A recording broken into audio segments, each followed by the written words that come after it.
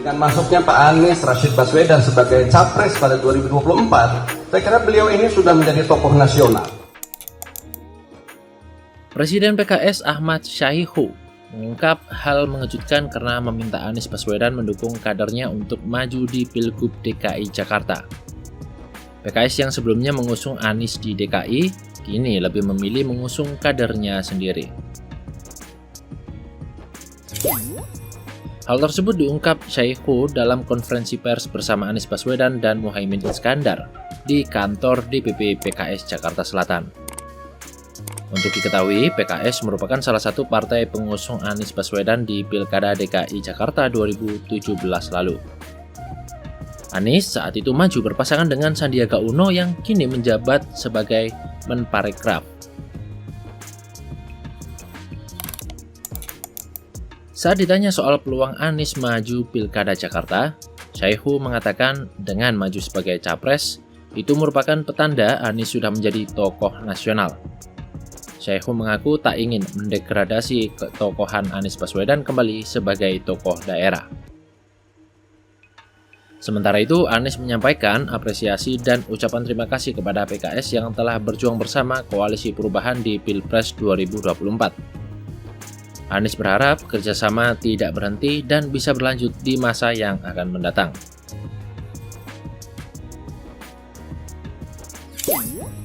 Sebelumnya, diberitakan Dewan Pimpinan Wilayah PKS DKI Jakarta menyiapkan 3 nama yang akan didorong sebagai kandidat calon gubernur dalam Pilkada Jakarta 2024. Ketiga nama itu ialah ex-presiden PKS, Sohibul Iman, Ketua DPP PKS Mardani Alisera, dan Wakil Ketua DPW PKS Jakarta, Khoirudin.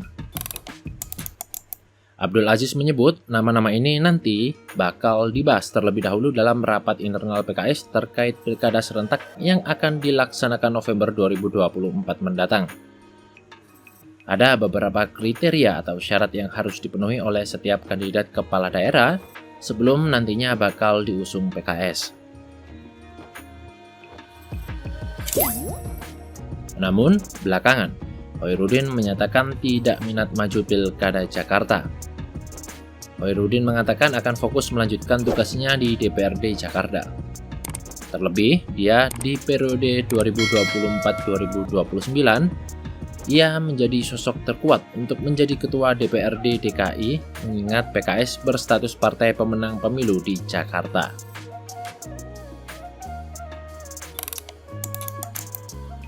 Di sisi lain, Ketua Umum Nasdem, Surya Paloh, ternyata sudah berbicara dengan Anies soal kemungkinan kembali terjun ke gelanggang kontestasi politik Jakarta. Bahkan komunikasi keduanya sudah terjadi cukup lama, tepatnya pada 18 Maret 2024 lalu. Tetapi Surya Paloh mengakui bahwa dirinya enggan terburu-buru menentukan peluang Anies maju di Pilkada serentak, karena dia ingin memberikan waktu jeda berpikir untuk Anies setelah melewati kontestasi Pilpres.